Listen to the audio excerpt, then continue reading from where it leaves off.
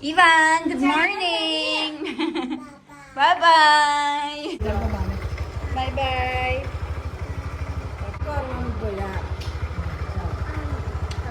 Also, kung lalabas tayo dito, ongoing nga itong, guys, itong ganti natin or yung paggawa natin ng wheat flour. And right over here, nililinis itong bakuran. How many balloon can you please count? 1, 2, 3. Punta tayo ng palengke, guys. Bili tayo ng kaunting gulay tsaka sa mga prutas ni Mami at saka ni Baby Ivan. Kahit 5 years na ako dito sa India, ay pagdating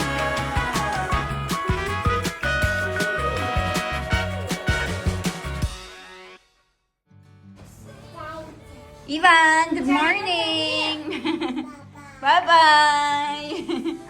Guys, this time ay aalis si Milan tsaka si Baby Ivan. Sila lang dalawa. So, ida-drop lang ni Milan si Ivan doon sa school. And tignan natin if hindi mag-iiyak si Baby Ivan doon. Hindi sasama yung binan ko, guys. Kasi sabi ni mother-in-law, 2 araw na nga daw siyang hindi pumapasok sa loob. Anyway, try natin ngayon. If hindi, pupunta si na Mommy and Papa para i-pick up siya. Let's go! Let's go! Why you don't want to go to school? Oh no!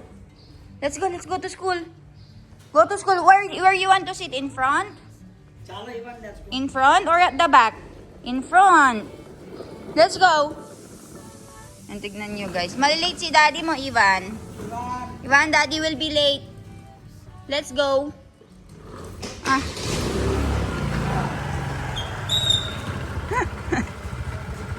Bye-bye, daddy. Chal. Nayaw.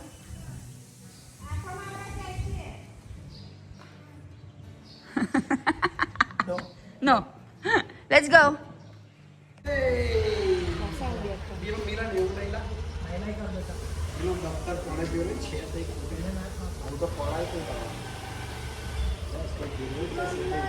Yeah?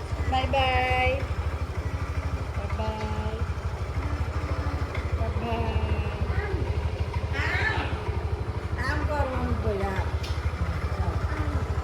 जाओ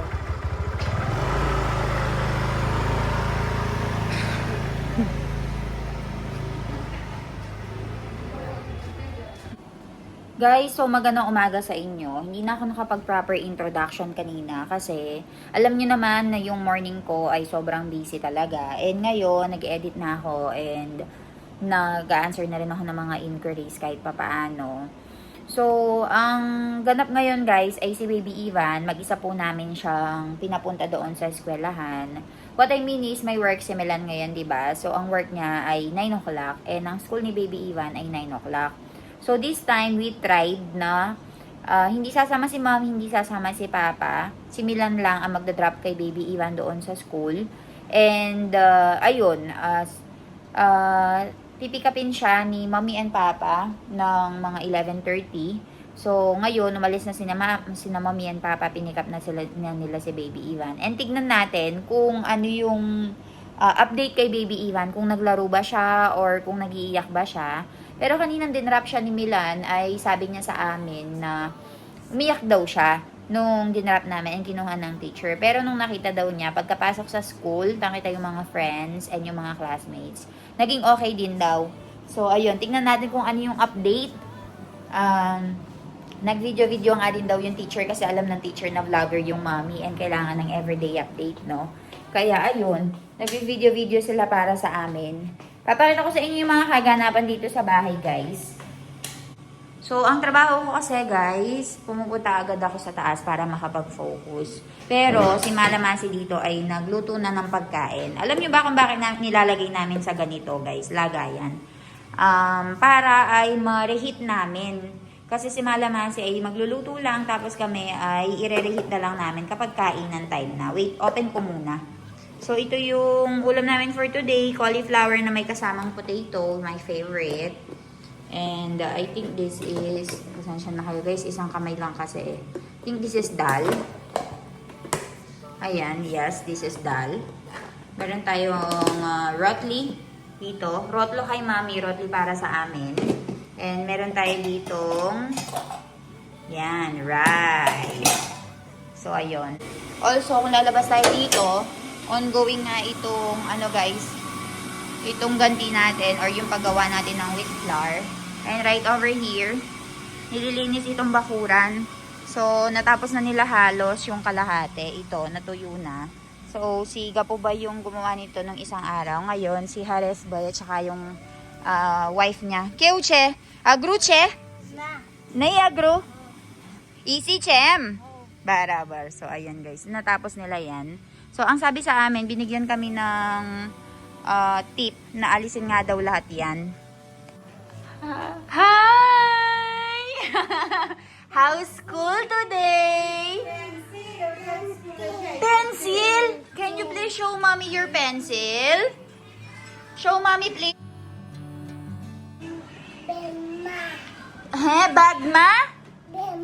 Okay, open your bag please. Open here your pencil. Yan ni bag. Wow. Yay! Mommy will open pencil. Open please. Wow! Wow! Show mommy please. Oh wow, pencil. Open please. Open please. Kone Aipu, who gave that pencil to you?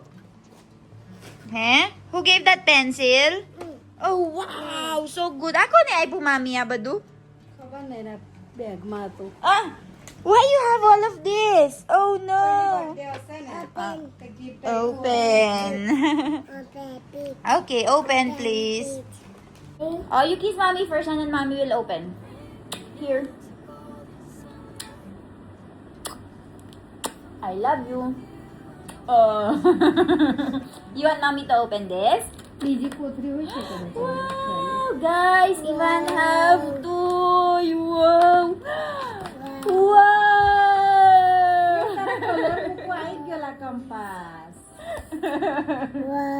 Wow, yes, Spider-Man. Other one. Wow.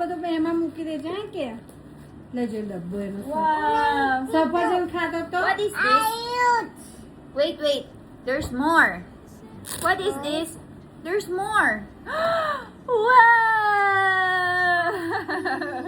Yay! Guys, elephant. This one is a book. Wow, rhymes and poems. What? What will I do with this one? Open, please. Guys, Ivan have toys. I don't know who gave it. Someone's birthday, probably. Right? Open, please. And show them. Show them this one. Okay.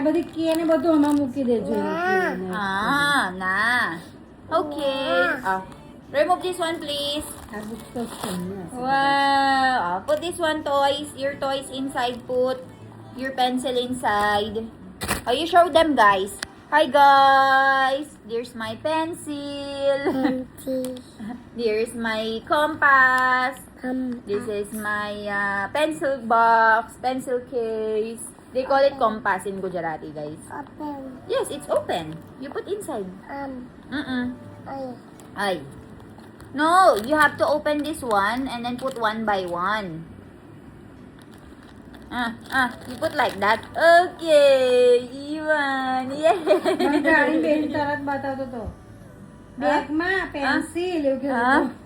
Huka siya?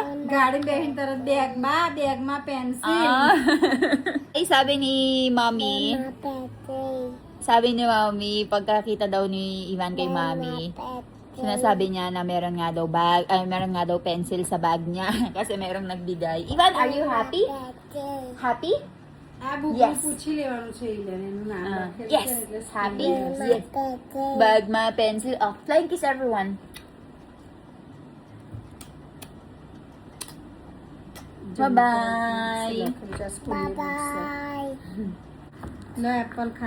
Look, they have rhymes.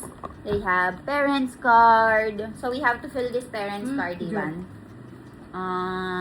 Okay. Guys, there's another's videos. I will show the videos to you. No. Daddy Bear. Touch the ground. Touch the ground. Daddy down. Very good. Teddy bear. Daddy Bear. Teddy bear. Daddy Bear. Polish your shoes. Fire, fire, tooth. Very good. Teddy bear. Daddy Bear. Teddy bear. Daddy Bear. Off to school. Ay, Bye. Show them. Show them baby Iwan eating. Iwan, oh. Baby Iwan is eating. Nag-send yung teacher nila, guys, ng videos ni baby Iwan. Eating, playing there. So, papakita ko sa inyo. Never the same. Never you calling my name. I'm taking my sweet time. Hey, whatever the plan, I know I'm holding the best of me out of my head. Crying all you always Daddy Bear. મને નથી આવડતું. Teddy bear. પણ મમ્મા ભણાવે આ ઇંગ્લિશ છે મને ના આવડે. Daddy Bear. હા Teddy bear. Daddy Bear. Teddy હા bear. ટેડી બેર. તું ભણાવ જ મને. તું મને ભણાવ જ. Daddy Bear. હા ટેડી બેર. પછી Daddy Bear. Teddy bare.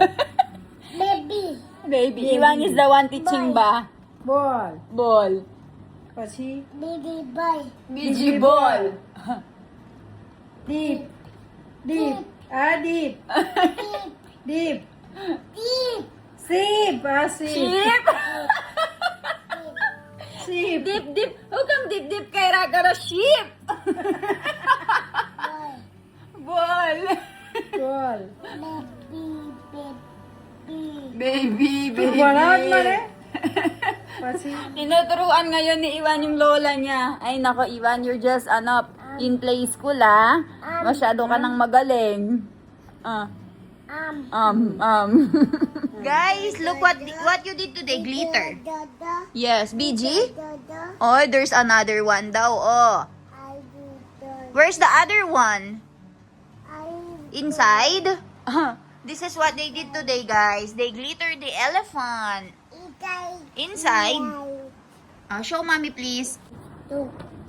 How many balloon can you please count? One. 1, 2, 2, Two. 3. Three. Yeah, very good. Two. Pangko. Close. Pangko is close. Oh no. Oh no. Oh no. Tao. Pangko is closed. Tao. Guys, so this is the assignment of baby Ivan. You have to put thumbprint. Chalu. Can you please say ba? Ba. Open please. Light ગઈ. Baby. Open please. What is this one? Ivan, what is this one? Hati. Hathi. In English? Elephant. Elephant. What did you do in elephant with the elephant? Glitter. You put glitters. Tito. Look, Ivan, Ivan put glitters. Can you please give me a high five?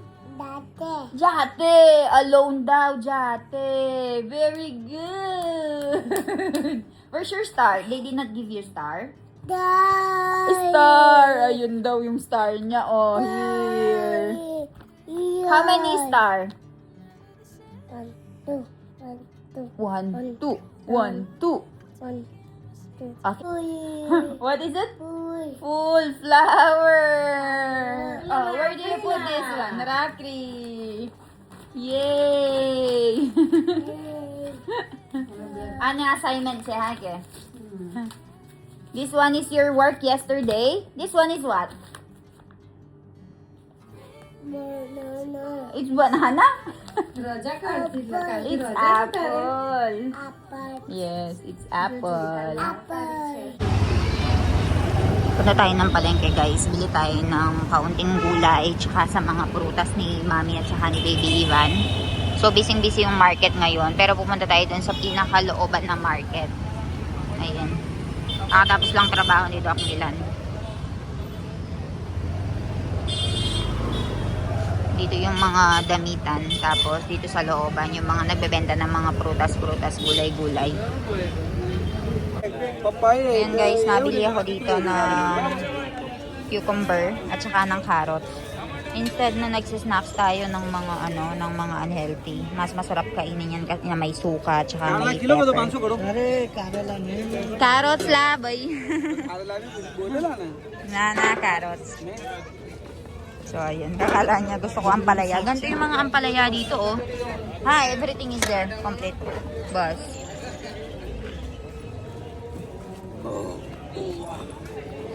Dami yan.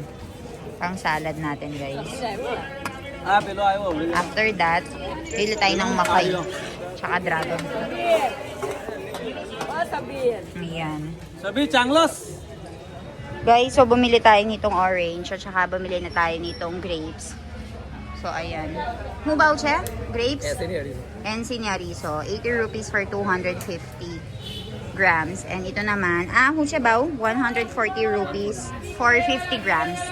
500 grams, sorry. So, ayan. Let's go, buy na tayo. Ayan guys, so kakauwi lang namin ni Milan. And alam nyo ba guys, ang isa pa rin sa napansin ko dito, kahit 5 years na ako dito sa India, ay pagdating sa palengke, kapag nakikita nila ako, lagi pa rin nilang tinataasan yung presyo sa akin. Kahit na na ako niya na guys, naka-cover na yung buong mukha ko, pero pagdating sa mata, tsaka sa kulay, talagang nadidistinguish kahit alam ko nga yung language nila. And siguro dahil sa pananalita ko guys, kasi diba hindi mo naman maiiwasan na alam nila yung accent. Hindi naman talaga ako local dito. Kaya nadidistinguish talaga. Kaya minsan, ayaw ni mama at saka ni papa na ako yung pinapadala doon sa may palengke. Dahil kapag ako yung pinapadala, ay naku po, tinataasan talaga nila yung presyo. So, ganito yung usually ginagawa namin ni Milan. Kanina, nagtingin-tingin kami kung magkano yung presyo ng cucumber, ng carrots, at saka ng orange. So, ang usually ginagawa namin, unang tindahan na pinagtatanungan namin, tatanungin muna namin yung presyo. Tapos, sa pangalawang tindahan, i-confirm namin kung tama ba yung presyo. Tapos, dun lang kami bibili kapag alam na namin yung presyo. So, dun sa unang pinagtanungan namin, tinanong namin kung magkano yung presyo ng orange. So, ang sabi niya, nasa 140 rupees nga daw yung kilo. Tapos, dun sa pangalawang pinagtanungan namin, pagkakita sa akin, nakita lang yung mata ko, no? Ang sabi ba naman sa akin, una sabi niya 140 kapag hindi niya nakikita yung tao, no? 140. Pero pagkakita niya sa akin, gumanon to siya. 150. Nag-isip siya. So, dinagdagan niya, guys. Dahil nakita niya nga ako.